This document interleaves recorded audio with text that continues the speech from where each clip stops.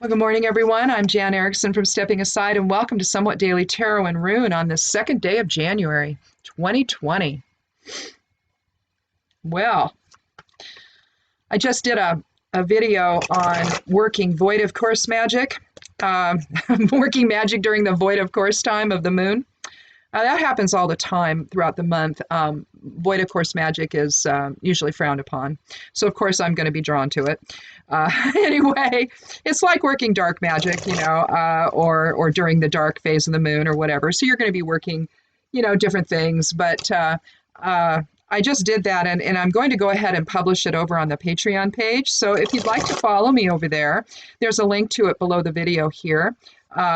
The tiers are very small. You can, it's a patronage type of a site for authors and videographers and writers and bloggers and anybody that wants to produce something and is just looking for a little bit of support to defray blog costs and helping them so they can focus on their writing and all of that. I've seen some musicians that are over there on it, and they publish their work over there, and it's just a really interesting site.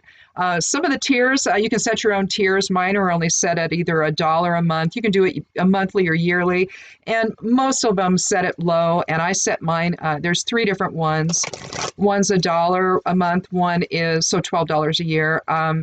And then the next level is $3 a month, or $36 a year, or $5 a month. And honestly, the dollar is fine. I set them simply because they said I should set them, so I did. But I would have been happier with a pay whatever you want to kind of thing, only I couldn't find how to do that. I think you could at one time. I don't know, maybe you can't anymore, but that's what I was looking for. Just do whatever you want, or don't do anything at all, Most of this stuff that I put over there is ultimately visible to everybody. But there's going to be some things now where I've been on there for enough time now and told enough people about it that I think I'm just going to go ahead and start having the patronage only stuff there. I'll still put stuff from the blog there, and I'm still going to put these videos there, but just to acquaint people with what I do. But I think I'm going to go ahead and start doing some things that are specifically for that. And so the Void of Course video that I just did, I'm going to go ahead after I'm done here and get this posted. I'll go ahead and get that posted. I'm not going to post it. It won't appear on the YouTube channel yet, though. It's just going to appear over there. So for a while. So if you want to see it, you're going to have to go over there and sign up for a tier, and then you can start watching the Foundations in Magic series before everybody else gets to. So in any event, let's go ahead and look a little bit at today's astrological forecast. I did it at 10 o'clock this morning. So, or it was 10 o'clock this morning. Let's see. The moon is in the first house in Aries, suggesting a need for independence. You also may feel like if you're stressed out, you may want to take a little time for yourself. Go off by yourself. There's the independence factor of that. Moon square Mercury, a little bit of indecision today. So again, the indecision could be part of that stress where you've got to make a decision and there's too much chaos around you and it's like, oh my God, I got to get away. Moon square Jupiter, a little self-indulgence today too, though. So you might need a little self-discipline. Let's see, I had a suspicious connection just blocked. Oh, that's fun, isn't it? The sun in the 11th house is in the 11th house in Capricorn. Again, relationships are favored, as are interactions with others. You're also somebody that can be relied upon, which, trust me, in this day and age, you got to be something like that, don't you? This is such a weird time where nobody's getting along, and it seems to all be politically based, and it's just ridiculous, isn't it? This year we have a 22 year, and I think we're going to see some changes in that regard. But boy, it's been difficult. Mercury in the 11th house of Capricorn, connections with others are favored, but credibility is important. That's the thing about Capricorn. I have a daughter-in-law that's a Capricorn, and these are important things to her. She's very focused. She's got a PhD in neuroscience, and she's amazing. She really is. Smart gal. Let's see, Venus, 12th house in Aquarius. Preference for unconventional relationships. That, maybe you both will be out there pursuing the unknown, particularly if you're under stress and you need to get away. Go get away with your Aquarian friends, or friends that are unconventional, if it's that. Mars in the 9th house in Scorpio. Again, exploration, travel may come up today, warrior energy. That's sort of aligning with the moon in Aries, isn't it? Saturn in the 11th house in Capricorn. You're going to want to be careful in the selection of your friends and associates. That's another thing about Capricorns. They're cautious.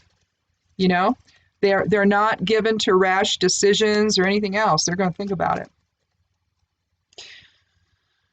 And then also, lastly, I guess Saturn conjunct Pluto. Still, ambition is possible, but use leadership in a positive way. So try not to be too off-putting today. What was the thing about the Mercury? That was in the 11th house of Capricorn. So yeah, it looks like it's going to be actually a pretty positive day.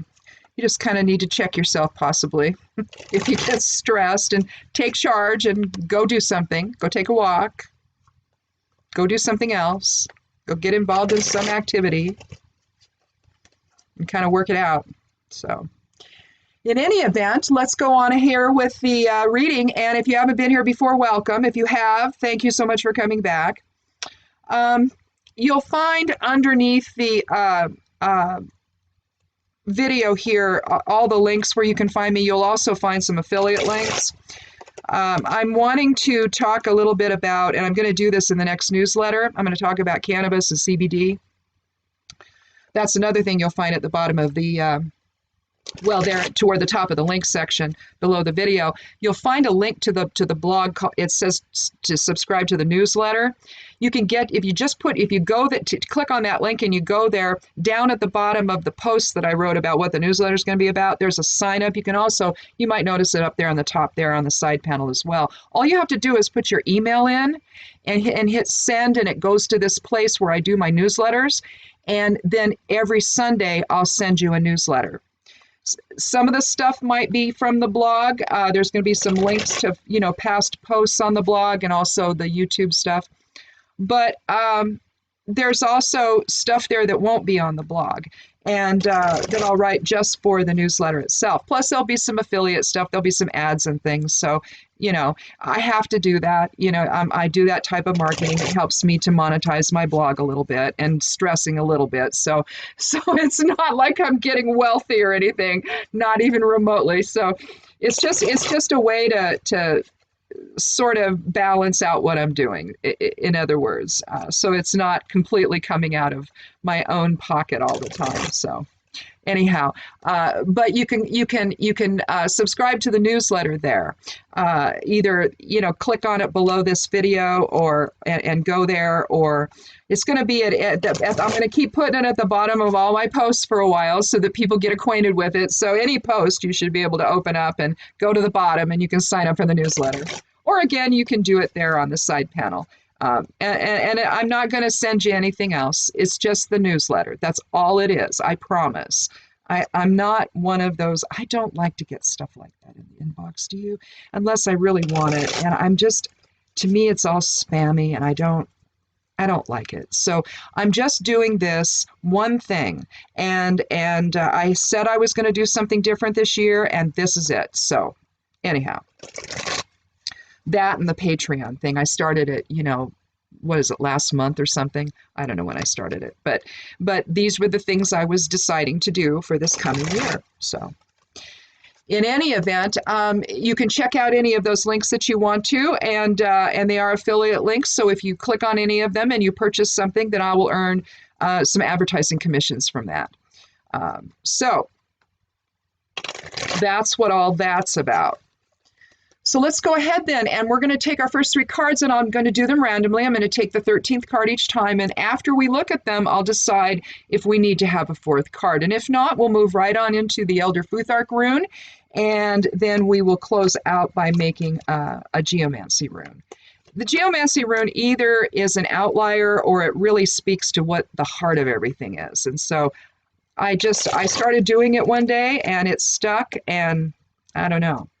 So let's go ahead and take our first 3 cards and see what we have to start with.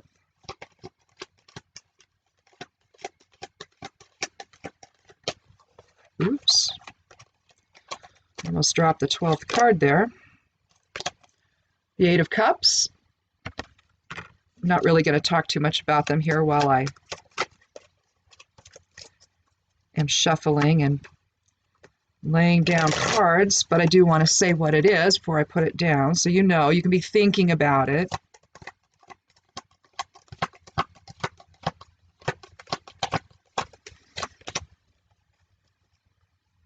Well, we had the Ace of Swords. We had the Ace of Swords yesterday, didn't we?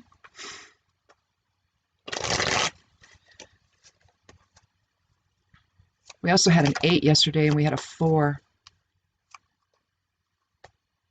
4 of Wands and 8 of Wands. Wouldn't it be interesting if we got a 4 of Cups?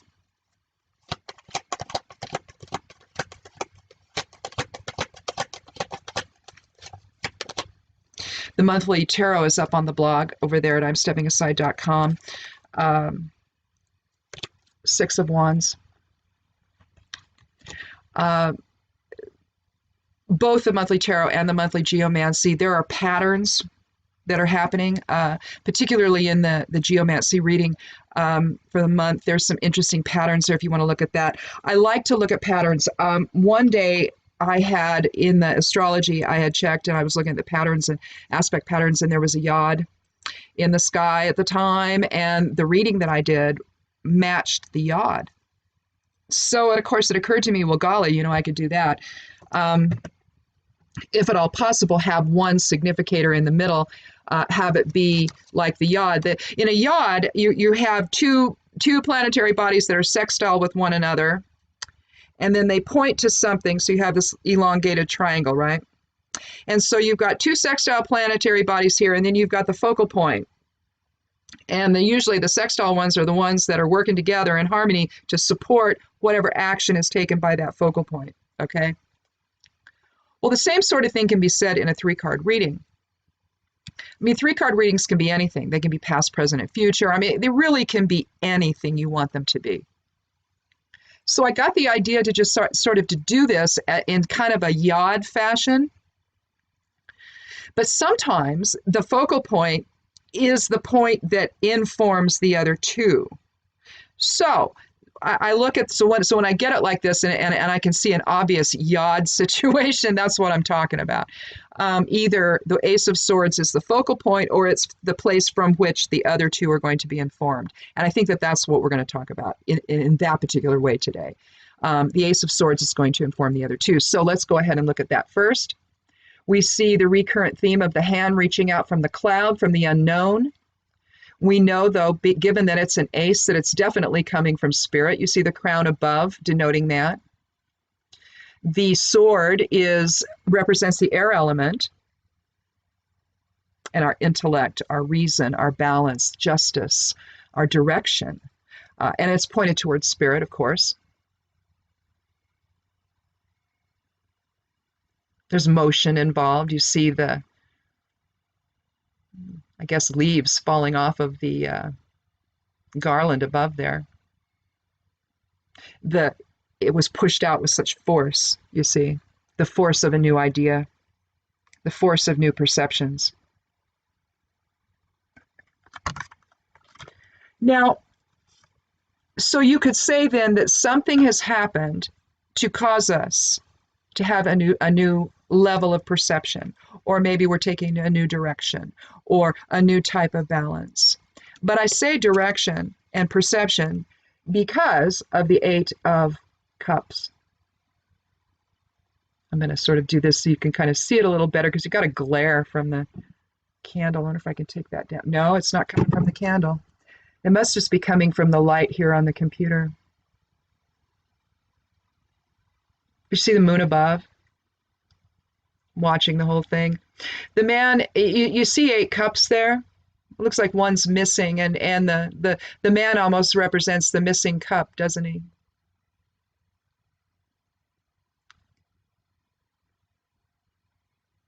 In a sense, he's walking away from emotions that no longer serve him. And it might be difficult. You see him going upwards a little bit. There's a little bit of an incline. So there might be some challenges. You see some big rocks in his path there. Over here, you see. He's sort of bent forward like he's going up an incline. So it may be difficult letting go of emotions that you're used to having. But sometimes, they just don't serve us.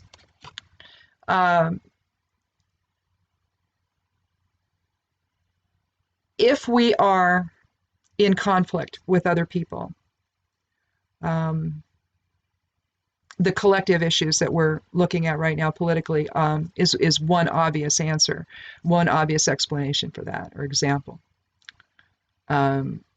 We can see where everything's pretty emotional. What we believe is emotional.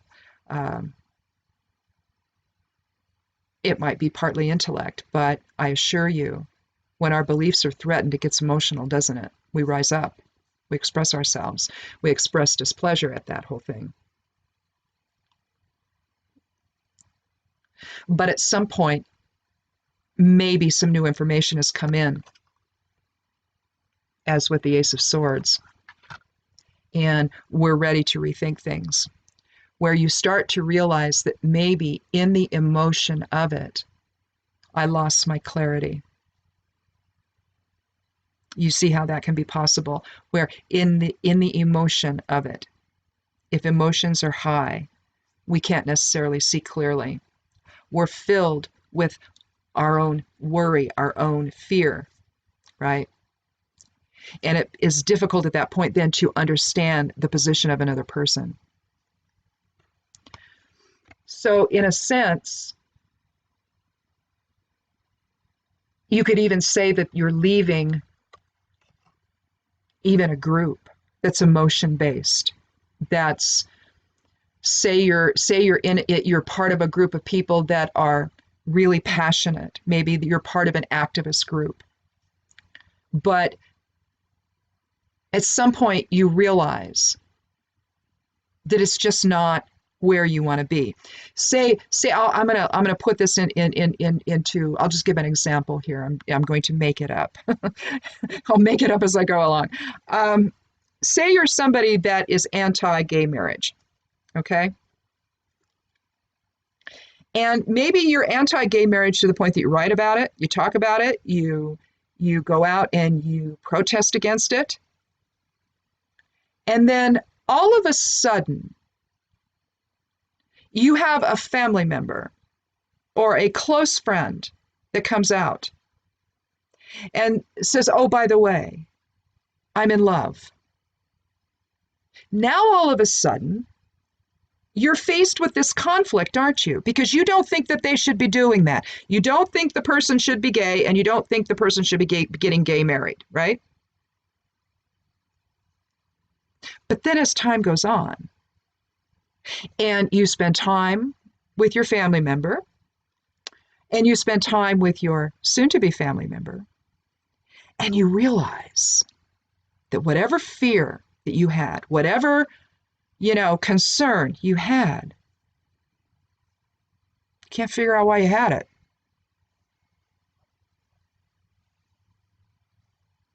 I don't know. At that point, see, then you're ready to move on and shared purpose with others, aren't you? New information came in, new awareness, new perception. Might not be easy, but then you go to the wedding with everybody, don't you? Yeah. 6 is about shared purpose. It's about higher self-influence. We see the man coming back from somewhere. Could be battle, might be, but it could just be maybe from a successful type of meeting, maybe. The horse is like either looking at us or looking back, kind of trying to look back at the rider. Like, look what we did. We're home. They're all here walking alongside us. We're all going in the same direction, the same flow with our will, doing it in intention. Yesterday we had the 4 and the 8, and the 4 was coming together in harmony and with intention with someone else, balanced polarity on either side. Wonderful day to, it was sort of a symbolism of the 22, which is the master number 22, which is the number for this year. We had 11 in 2018, 3 last year, and now we're in the 22. So you can see another type of yod experience where you have mind, body, spirit awareness supported by enlightenment with the 11 and the cosmic builder with the 22. So in a sense, this is also mirroring this transition from 2018 to 2019 to 2020. 11, 3, and 22, as you can see. I don't think we need a fourth card here, do you?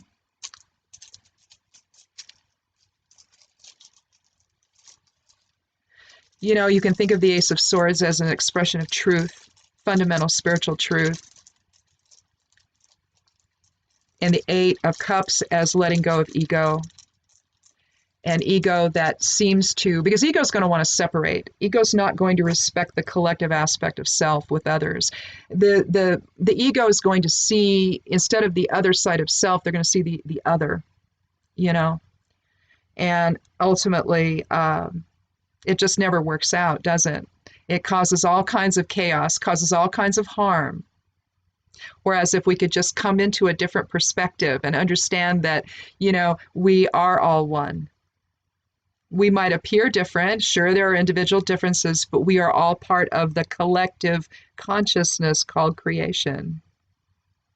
So we're all one. We're all part of it. Each person is an opposite aspect or another aspect of self that we see. Everything is. Everything in creation is another aspect of self.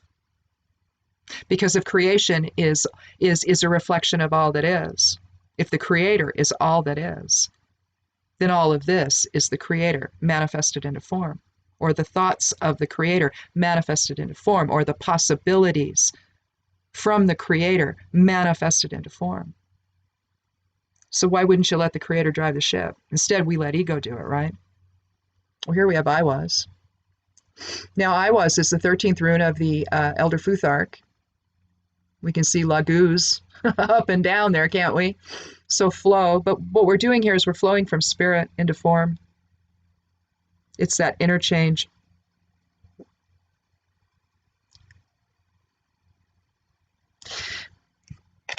So what would be the other way? That would be transmuting ego into spirit. But the heavier weight is always going to be on the side of spirit. If we were to draw it out, I'll show you. Because a lot of your runes, well, most of your runes are actually bind runes in and of themselves. So here you have I was. But what you also have, you have Isa in the middle.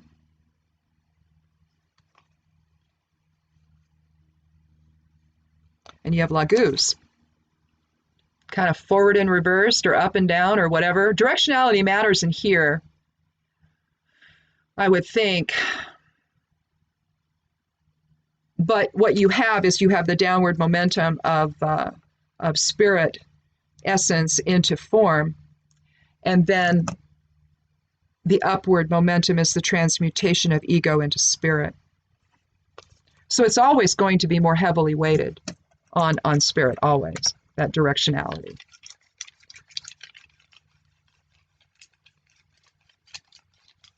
And realistically, you know, that's what you're doing. You're allowing the Ace of Swords to inform our perceptions here. That's the lower part of the I was. And we're transmuting those perceptions that might not have been too useful into shared purpose. So you can see that whole thing happen right here in the reading as well.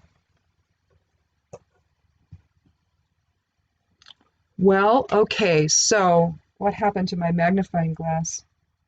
I don't know. So I'm going to use a candle to figure out what I've got here. So I've got a single dot for fire, dual for air. What's this one? Dual for, oh, yeah, okay. Carcer. Now, we've talked about this before here. There's a handful of runes, Carcer, Rubius, and Cauda Draconis, that if you do them as your first geomancy glyph in a geomancy reading, oh my lord, you're supposed to end the reading, destroy everything. You're just too evil to continue. Please. Not going to happen. How do you know that you haven't resolved it with the rest of the reading? You know, how do you know it's not going to tell you that, hey, you know what, there was some evil stuff going on and you overcame it? I don't know. But here we have Carcer, which is self-imprisonment. Has to do with karma. But how much we're imprisoned by the past. Now here, he's not going to be, is he? He's letting go of the past and he's moving on to something different. Something different that is shared purpose with others. So he's choosing not to be self-imprisoned in terms of your own beliefs, your own perceptions, and all of that, because that's typically where the self-imprisonment lies for people. It's not so much what others are doing to us, although that can be, you know. It's really more about what we're doing to ourselves, and it has to do with how we perceive things. You know, is our perception keeping us away from people? Is it keeping us imprisoned in our own ego? Is it keeping us imprisoned in something that it doesn't need to? You know, if you allow spirit to inform the process, then it works that situation out, right? You transmute it into spirit, that whole fear of the other, so to speak. So you keep yourself in a little cage, and realistically, that's what this looks like, doesn't it? Just like a little, you know, ampule or something that you're inside of and you cannot get out of. But it's a choice, you see. It's not something that's typically being imposed on by anyone else, okay? It's simply being imposed by you, okay? And so, like I said, you know, this can either be an outlier or it can be the, you know, fundamental ground floor of the reading. And I think that's what this is. You know, the 8 you know, the rune that corresponds with 8 is not only Vunyo, fellowship with others, but also Tiwaz, the 17th rune of the Elder Futhark. And there you're looking at the spiritual warrior within. Well, it's going to take that, isn't it? Right? To be able to do this, to walk away from maybe group emotions, group-led emotions. You know, you may belong to a set of beliefs that others also have, you know. And now it's time to walk away from that because the truth is in your face and you can't ignore it anymore. There's just no way that you can. And you realize that this self-imposed isolation is getting you nowhere. And it's time now to pay attention to the truth. Pay attention to the facts. Don't be bamboozled or conned into thinking that they're not facts, in other words. That's the problem with when you get ahead of yourself in what you believe. You're not really believing the facts of things. You're simply believing what your own perception is telling you. What if you're wrong? In my example, if you were somebody who, you know, has a loved one that comes out as gay or lesbian, and they want to get married, you know, it might be difficult if it's something that you're not comfortable with. But I guarantee you, spend time with them. Remember why you love that person, and begin to see why they love that other person. And it's okay. You know, it's okay. You can let go of those uncomfortable feelings and realize there's no reason to be uncomfortable at all. They're just people. They just want to live their life the way they want to, right? There's no reason to be upset about that. And so when you realize that, when the Ace of Swords comes into play and you make that realization using this example, you can then go to the wedding and celebrate the wonderful union, the loving union of two people that love each other beyond belief. So anyway, I have no idea if that's what this is, that this is surrounding. It was just an idea I came up with to illustrate what this is. But if it is, then, you know, pay attention. Go to the wedding. Have some cake. Enjoy your time with your family, because that's what they are. No matter what they look like, no matter what the composition is, this is family. And it's okay, right? So I guess that does it. Today's Thursday, so I will not see you again until Monday. But I think this is enough to take us into the weekend, thinking about self-imprisonment and how that can really, you know, we think it's always somebody else. You know, you're doing this to me. But the second you say that, you know, you really got to think about, well, where are my choices in all of it? And maybe make the choice to let go of emotions that don't serve you anymore. If you're hanging on to a grudge or you're hanging on to anger, maybe there's no reason to do that. Maybe what you thought isn't real. Maybe you made a mistake. Or maybe you're just ready to move on into some other way of thinking. Whatever this is, something's going to come about today that's going to make you realize or something that another way is possible, and that moving forward in shared purpose with one another is not just possible, but preferable. So in any event, have a wonderful weekend. We'll see you on Monday. Be good to yourself, be good to one another, and blessed be.